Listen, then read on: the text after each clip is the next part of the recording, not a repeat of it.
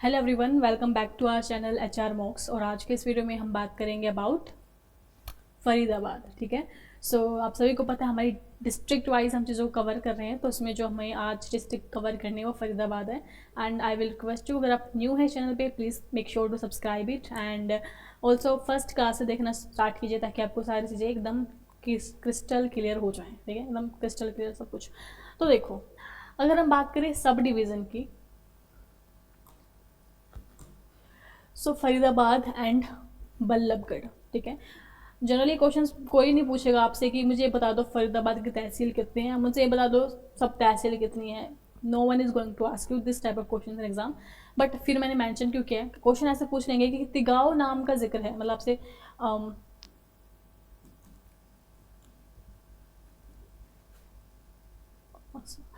कि तिगाव एक प्लेस है, वो कहाँ पे लोकेटेड है। सो ये पूछ लेंगे आपसे, तो आपको याद रखना है तिगाव कहाँ पे है, फरीदाबाद में है। ऐसे ही बल्लभगढ़ से पूछ लेंगे, तो मोहाना से पूछ लेंगे, तो आपको बस ये याद रखना है कि सारे कहाँ पे हैं, फरीदाबाद के अंदर है। तो तहसील की हम बात करें तो फरीदाबाद हो गया, बल्लभगढ़ हो गया, सब तहसील में तिगाव एंड मोहाना। ये जस्ट इंट्रोडक्टरी स्लाइड्स बनाई जाती है, ये इससे क्वेश्चन नहीं आएंगे। क्वेश्चन आएंगे जो हम आगे बढ़ने वाले हैं यहाँ से। देखो, फरीदाबाद किसने फाउंड किया। तो ऐसा माना जाता है कि फरीदाबाद की जो फाउंडेशन है वो जहांगीर के एक ट्रेजर था। ट्रेजर होता है जो खजाने का देखभाल करता है, खजाने की देखभाल करता है, जिसका नाम था फरीद बावा। और 1607 के अंदर जहांगीर के इस ट्रेजर ने, इस जो आपके खजाने का जो देखभाल करता है, उसने इस शहर की स्थापना की थी। ठीक है। तो ये एक लोगों का बिलीव है। उसके बाद लोगों का बिलीव भी है, और लोगों का बिलीव बनता कैसे है, जो भी हिस्टोरिकल एविडेंस है, जो उन्होंने बातें सुनी हैं उनसे बनता है। तो ये चीज़ें मेंशन है काफ़ी सोर्सेज में। उसके बाद आपको पता है 1947 में हमें इंडिपेंडेंस मिली थी, हम आज़ाद हो गए थे। और उस टाइम पे बहुत ही अफरा तफरी थी कि कुछ लोग जो है पाकिस्तान से आके यहाँ पे शिफ्ट हुए थे, कुछ लोग यहाँ से पाकिस्तान में चले गए थे। तो जो भी वहाँ पे डिस्प्लेस होकर लोग आ रहे थे बाहर से, उनको सेटल करने के लिए 10 शहर कंट्री में बनाए गए थे। और उसमें से जो पहला, उसमें से एक जो शहर था वो फरीदाबाद था। ठीक है। अगर हम बात करें 10 सिटीज़ पूरे देश में ऐसी चुनी गई थी जहाँ पे जो डिस्प्लेस लोग हैं, जो आ रहे हैं वहाँ से, उनको रखा जाएगा। तो एक तो शहर था फरीदाबाद, और दूसरा था आपका हरियाणा का ही नीलोखेड़ी, जो करनाल के अंदर है। पूरे कंट्री में और कौन से थे उनसे हमें कोई मतलब नहीं है, बिकॉज हम हरियाणा जीके कर रहे हैं, हमें हरियाणा के 2 का पता होना चाहिए, जो कि मैंने बता दिए हैं। फरीदाबाद था एक तो, और एक था आपका करनाल का नीलोखेड़ी। यहाँ पे इन 2 सिटीज़ को हरियाणा में इसलिए बनाया गया था कि 1947 में जो लोग डिस्प्लेस होकर आ रहे हैं यहाँ पे रह सकें। ठीक है। उसके बाद सबसे ज़्यादा जो क्रिश्चियन पॉपुलेशन किसी डिस्ट्रिक्ट में है हरियाणा के अंदर, तो वो आपकी कहाँ पे है, वो आपकी फरीदाबाद के अंदर है। अगर मैं बात करूँ मुस्लिम मुस्लिम पीपल सबसे ज़्यादा कहाँ पे है, मुस्लिम की जो पॉपुलेशन है सबसे ज़्यादा किस डिस्ट्रिक्ट में है, तो उसका आंसर आप मुझे कमेंट सेक्शन में बताएंगे। ठीक है। तो मुस्लिम का आप मुझे बताएंगे, क्रिश्चियन का मैंने बता दिया कौन से डिस्ट्रिक्ट में है, फरीदाबाद के अंदर है।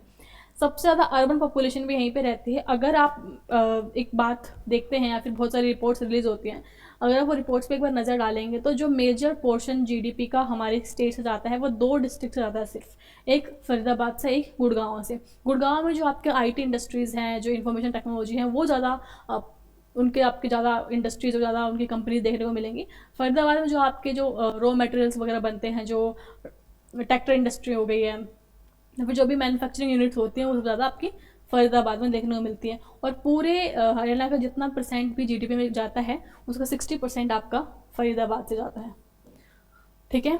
तो सबसे ज़्यादा इंडस्ट्रीज किसी अगर डिस्ट्रिक्ट में है पूरे स्टेट में, तो आपके फरीदाबाद के अंदर है।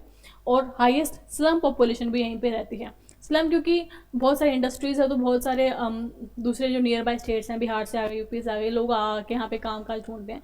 और अगर वहाँ पे आप काम काज ढूंढ रहे हैं, तो सिंपल सी बात है, वैसे लेबर यहाँ पे काम कर रहे हैं, कोई मतलब लेबर के रूप में आ रहे हैं काम करने, तो उनके पास इतना पैसा नहीं होगा कि कोई बहुत ही बड़ी हाईफाई सोसाइटी में वो फ्लैट लेके रह सके, तो वो आसपास ही डेरा डाल के कहीं स्लम में रहते हैं। तो बिकॉज इंडस्ट्री ज़्यादा है, लेबर्स ज़्यादा हैं, तो जो पॉपुलेशन है स्लम की वो भी यहाँ पे ज़्यादा है। तो district with the highest slum population, district with the highest number of industries, district with highest urban population and district with highest Christian people, सारे के सारे आपके आंसर क्या होंगे, फरीदाबाद होंगे। ठीक है। आई होप चीज़ें समझ में आई हैं। उसके बाद देखो, अगर एक ग्रेवल मिनरल होता है जिसको आप बजरी बोलते हो, तो उसका लार्जेस्ट प्रोड्यूसर है वो फरीदाबाद है। एंड एक विलेज है इमोर्टल मार्टर्स का, मतलब अमीर शहीदों का गाँव, तो वो तिगांव को बोला जाता है। और तिगांव कहाँ पे है? फरीदाबाद में है। अगर इस जगह को ये संज्ञा दी गई है, ये इस नाम से बोला जा रहा है, ऐसा कारण यही है कि यहाँ पे बहुत सारे लोग ऐसे हैं जो आर्मी में जाते हैं या फिर जिन्होंने अपने देश के लिए सेक्रीफाइस किया है, तो इसी वजह से इसको, इस गांव को इमोर्टल मार्टर्स का मतलब कि अमर हो गए हैं वो लोग, अमर शहीदों का नाम से जाना जाता है। और ये कहाँ पे है? फरीदाबाद के तिगांव को जाना जाता है। हीना मेहंदी जो आप हाथ में लगाते हो, मेहंदी है रचने वाली नोट, तो वो लार्जेस्ट प्रोड्यूसर जो है हीना का, वो आपका फरीदाबाद है। पहली जो म्यूनिसिपल कॉरपोरेशन है स्टेट की, वो फरीदाबाद ही है।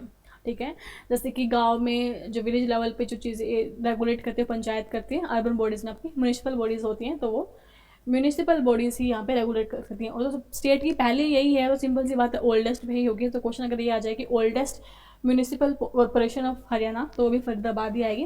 पहली पूछ रहे, ओल्डेस्ट पूछ रहे, दोनों फरीदाबाद ही आएंगी। ठीक है, सिंपल सी बात है, अगर पहली है सबसे ओल्डेस्ट भी यही होगी। ओके, उसके बाद ये आपका है रजनीगंधा फूल, ट्यूबरोज फ्लावर, तो इसका लार्जेस्ट प्रोड्यूसर आपका फरीदाबाद ही है। अब हम बात कर लेते हैं इंपॉर्टेंट पर्सन्स की, जो भी इंपॉर्टेंट फैक्ट्स मुझे आपको बताने थे रिगार्डिंग दिस डिस्ट्रिक्ट, मैंने ऑलरेडी बता दिया। Like district with highest Christian population, district with highest industries, with slum population, urban population. Hina का जो प्रोडक्शन है वो सब 60% यहीं से जाता है जीडीपी में। और टॉप 2 डिस्ट्रिक्ट जहाँ जब ज़्यादा कंट्रीब्यूट करती हैं towards the income of the state, वो हरियाणा है। सो हरियाणा में वो गुड़गांव एंड फरीदाबाद है। तो इंपॉर्टेंट फैक्ट से क्वेश्चंस बनते हैं, और मैं बार बार रिपीट इसीलिए करती हूँ बिकॉज आपको चीज़ें याद हो जाए। मैं एक बार पढ़ा के मैं निकल गई, आपको नहीं समझ में आएगा था, लेकिन बार बार उसी चीज़ पे स्ट्राइक करूँगी तो आपको चीज़ें ज़रूर याद होंगी। तो that's why I keep on repeating the things in my lectures.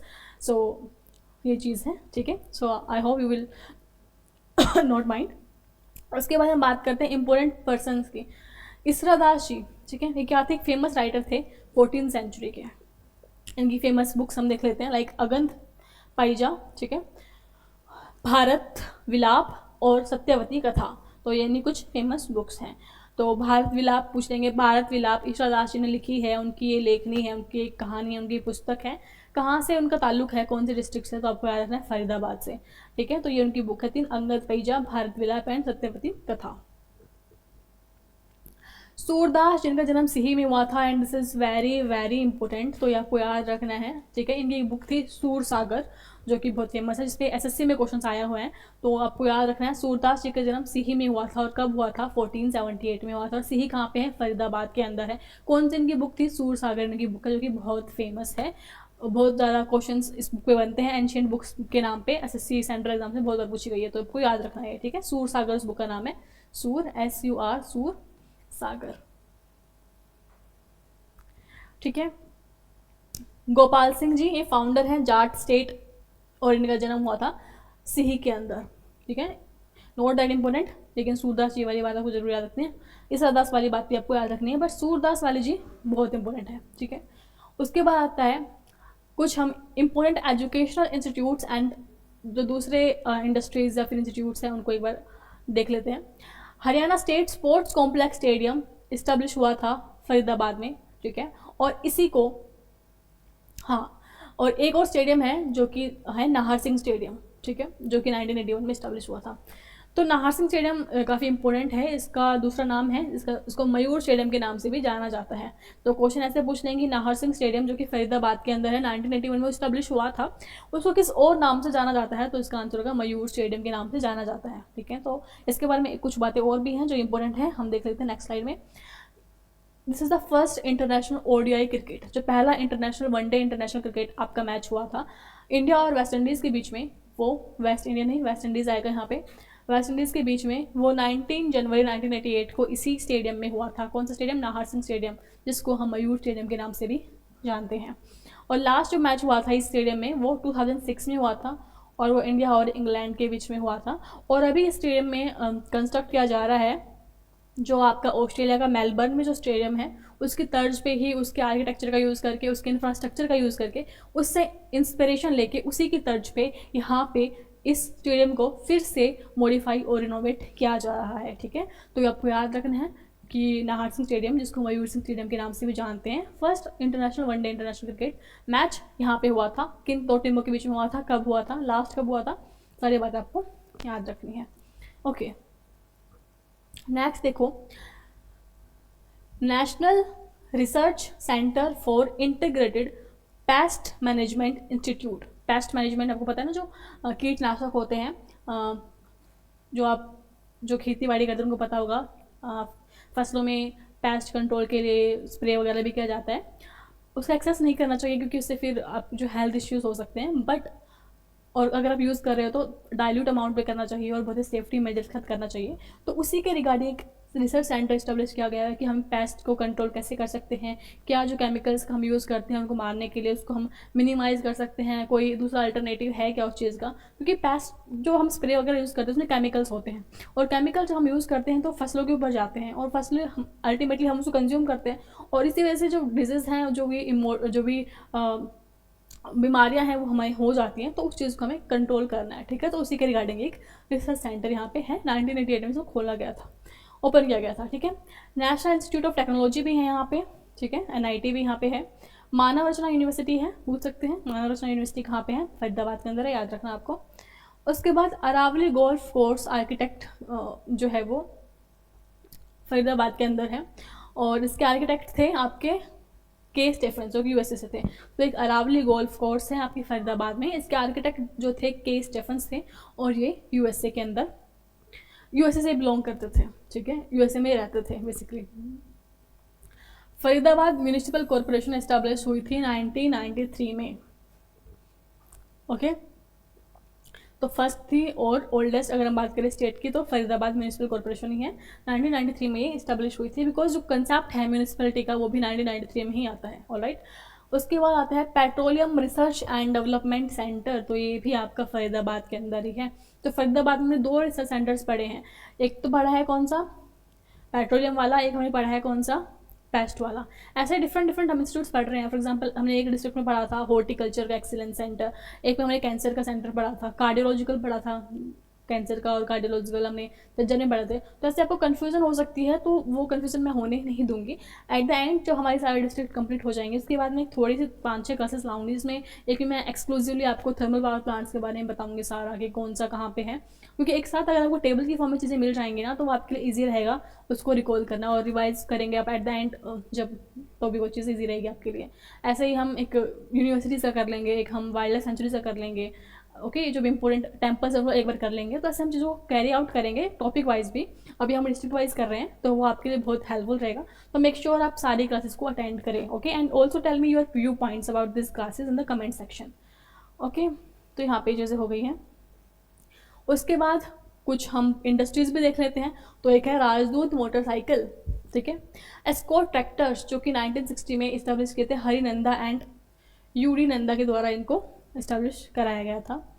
Bata shoes सभी ने पहने होंगे, सभी ने शोरूम में भी गए होंगे बाटा शूज़ के, तो 1951 में इस्टेब्लिश हुए थे फरीदाबाद के अंदर।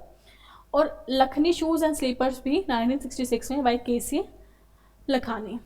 तो बाटा शूज़ ज़रूर से याद करना, और जो आपके लखानी शूज़ हैं ये भी याद करना। अब मुझे आप बताएंगे कि मैंने प्रीवियस क्लासेस में बताया था कि रिलैक्सो, ये तो बहुत फेमस है, रिलैक्सो शूज़ एंड स्लीपर्स, आपने एडवर्टाइजमेंट खूब देखी होगी। ठीक है, तो अब मुझे बताओ कि रिलैक्सो की इंडस्ट्रीज कौन से डिस्ट्रिक्ट में है। I already taught you, if you are following me and आपने वो डिस्ट्रिक्ट पढ़ी है तो आप सभी को पता होगा। Okay, tell me in the comment section. तो अभी हमने इस स्लाइड पे क्या पढ़ा, कौन कौन सी मेजर इंडस्ट्रीज हमने देखी है फरीदाबाद में। एक तो हमने देखी है राजदूत मोटरसाइकिल, ट्रैक्टर्स वगैरह यहाँ बहुत बनते हैं, तो एस्कॉर्ट ट्रैक्टर्स हमने देखे हैं, बाटा शूज़ एंड लखानी शूज़ भी हमने यहाँ पे देखे हैं। आगे भी इसमें इंडस्ट्रीज काफ़ी हैं तो वो देखेंगे, जैसे आइसर के ट्रैक्टर्स होते हैं। ठीक है, यहाँ पे के आएगा कैलविनेटर रेफ्रिजरेटर, अगर आप सर्च करेंगे गूगल पे आपको देखने को मिल जाएगा। This is the industry company जो कि रेफ्रिजरेटर्स फ्रिज बनाती है। ठीक है, सबसे ज़्यादा जो एग्रीकल्चरल इक्विपमेंट्स बनते हैं वो फरीदाबाद के अंदर ही बनते हैं। टायर्स की और ट्यूब की इंडस्ट्री यहाँ पे है, और JCB इंडिया लिमिटेड की फैक्ट्री भी यहाँ पे है। ठीक है, तो एक ये वाली याद रखना, बिकॉज क्वेश्चन पूछ सकते हैं कैलविनेटर जो ठीक है, तो याद रखना कि जो कैलविनेटर रेफ्रिजरेटर्स हैं वो कहाँ पे है, फरीदाबाद के अंदर है। या फिर आपसे ऐसे पूछ लेंगे कि कैलकुलेटर इंडस्ट्री है फरीदाबाद के अंदर, किस चीज़ से वो डील करती है, वहाँ पे ट्रैक्टर दे देंगे आपको, टायर्स दे देंगे, रेफ्रिजरेटर दे देंगे, तो आपको याद रखना है वो रेफ्रिजरेटर मैन्युफैक्चरिंग से डील करती है, ठीक है। उसके बाद और भी इंडस्ट्रीज़ यहाँ पे है। मैंने बोला ना कि भाई ट्रैक्टर्स का बहुत काम यहाँ पे होता है, जो भी एग्रीकल्चर इक्विपमेंट्स बहुत यहाँ पे बनते हैं। तो गुड ईयर टायर इंडस्ट्री यहाँ पे है। आईसर के जो ट्रैक्टर्स है कितने फेमस है, कितनी एडवर्टाइजमेंट्स उनकी आती है, उसकी इंडस्ट्रीज यहाँ पे, ठीक है। राजहंस बेसिकली एक ओनली 5 स्टार होटल है हरियाणा गवर्नमेंट का, तो ये भी फरीदाबाद के अंदर है, ओके। और ये सूरज कुंड में लोकेटेड है, जो कि फरीदाबाद में ही है। उसके बाद आते हैं, यहाँ पे एक लेक है, और ये चीज़ गलत यहाँ पे मेंशन है, ठीक है।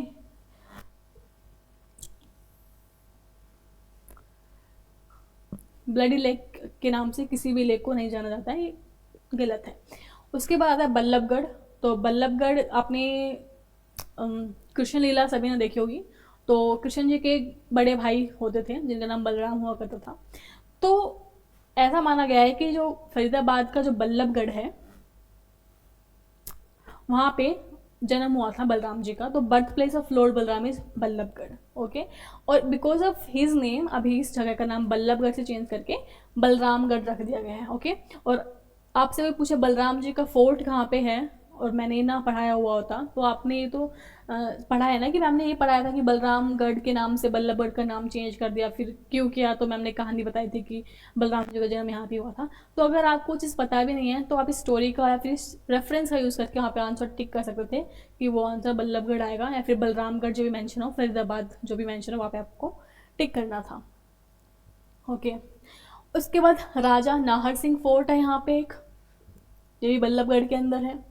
अभी जो जो ये हमारा फोर्ट है, इसके प्लानर थे राजा बल्लू सिंह, ठीक है।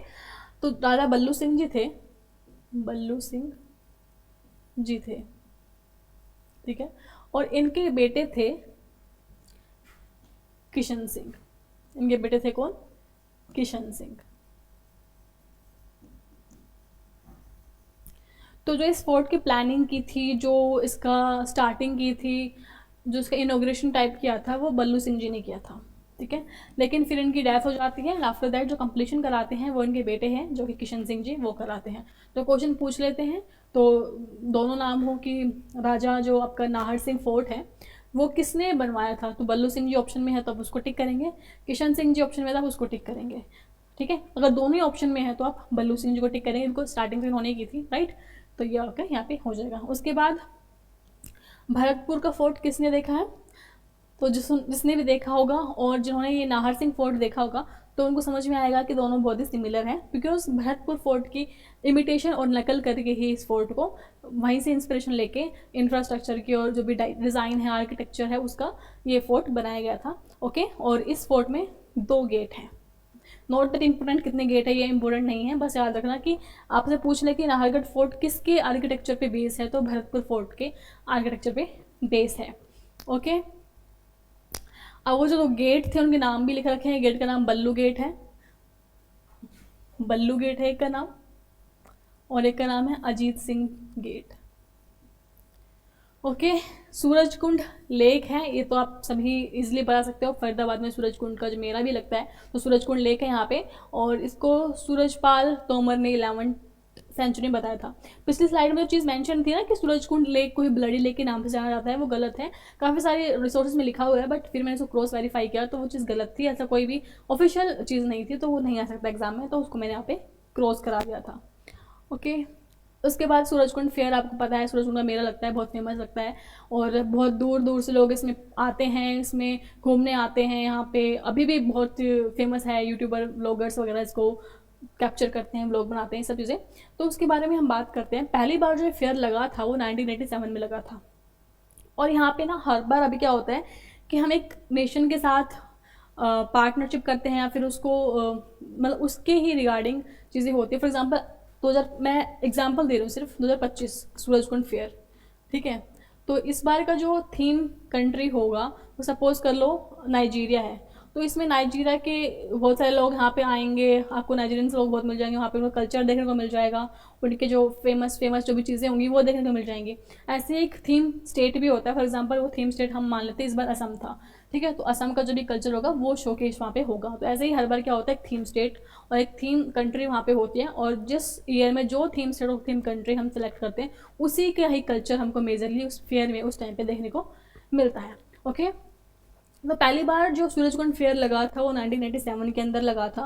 एंड जो पहला जो फोकस नेशन था, जो एक कंसेप्ट है फोकस नेशन का, वो 2009 में स्टार्ट हुआ, और ये था आपका इजिप्ट। तो इजिप्ट में मम्मी जो लोग होती थी ना, पिरामिड्स वहाँ पे आपको देखने को मिले होंगे, और जो वहाँ का जो कंसेप्ट है मम्मी का, जो उनको डेथ के बाद रखते हैं, तो वो वाला चीज़ आपको वहाँ पे देखने को मिली होगी। पहला जो पार्टनर नेशन था 2012 में वो थाईलैंड था, ठीक है, एंड जो पहला पार्टनर स्टेट था वो राजस्थान था 1989 के अंदर ही, ठीक है। तो ये चीज़ मैंने बता दिया। क्वेश्चन इससे आ सकते हैं, पहला पार्टनर स्टेट कौन सा था और पहला पार्टनर नेशन कौन सा था, ठीक है, और पहला फोकस नेशन, मतलब इससे क्वेश्चन बन सकते हैं, तो मैंने जहाँ पे मेंशन कर दिया। ओके, और सूरजकुंड फेयर कहाँ लगता है, फरीदाबाद के अंदर लगता है। सिंह विलेज कहाँ पे है, फरीदाबाद के अंदर है। सिंह विलेज से रिगार्डिंग मैंने एक चीज़ बताई थी आपको कि एक बहुत ही फेमस पर्सनैलिटी का जन्म हुआ था यहाँ पे, और वो कौन थे, सूरदास जी थे, ठीक है। ओके, जो सिंह विलेज है तो हरिराम जी ने एक वर्णमाला कंपोज की थी, ठीक है, उसका जो 84th वैष्णव है उसमें सिंह विलेज का जिक्र है। कंप्लीटली थ्योरेटिकल एस्पेक्ट है, देयर इज़ नो चांस यहाँ पे एग्ज़ाम में आएगा, बट मेंशन करना पड़ता है पीपीटी में, ठीक है, क्योंकि आप मतलब कोई किसी पर्सन को इंटरेस्ट हो तो पढ़ सकता है, but not important from exam point of view, so neglect कर सकते हो। District with list number of cities, ऐसे डिस्ट्रिक्ट जिसमें सबसे कम सिटीज़ हैं, कम से कम शहर हैं, वो अभी फरीदाबाद है, एंड मैक्सिमम आपके अम्बाला के अंदर, ठीक है, याद रखना चाहिए। सो ऐसे आप मुझे ये बताओगे कि सबसे ड्राई लैंड कौन है, किस डिस्ट्रिक्ट की जो लैंड है सबसे ड्राई है, एक मुझे आप ये क्वेश्चन बताओगे, एक आप मुझे क्वेश्चन बताओगे कि किसकी कहाँ पे वेटलैंड सबसे ज़्यादा मिलते हैं। मैं ऑलरेडी पढ़ा चुकी हूँ, इसलिए आई एम आस्किंग यू, क्योंकि मैं चेक करना चाहती हूँ कि कितने आप रिटेन कर पा रहे हैं, ठीक है, अगर पढ़ रहे हैं ध्यान से समझ रहे हैं तो पक्का आंसर कर पाएंगे। उसके बाद आता है, जैसे कि मैंने स्टार्टिंग में आपको बोला था ये चीज़ कि स्टेट गवर्नमेंट का सबसे ज़्यादा रेवेन्यू जो है वो 2 ही डिस्ट्रिक्ट से आता है, एक तो आपके फरीदाबाद, एक आपके गुड़गांव, ठीक है, तो 60% तक जो आपका शेयर है वो फरीदाबाद का होता है। सबसे जो लास्ट फ्लो पॉइंट है यमुना का, डिस्ट्रिक्ट जहाँ पे यमुना का लास्ट फ्लो पॉइंट है वो आपकी फरीदाबाद ही है। और जो राजा नाहर सिंह थे वो लास्ट शहीद थे, लास्ट मार्टर्स थे 1857 रिवॉल्यूशन में, कहाँ से हैं ये, बल्लभगढ़ से हैं।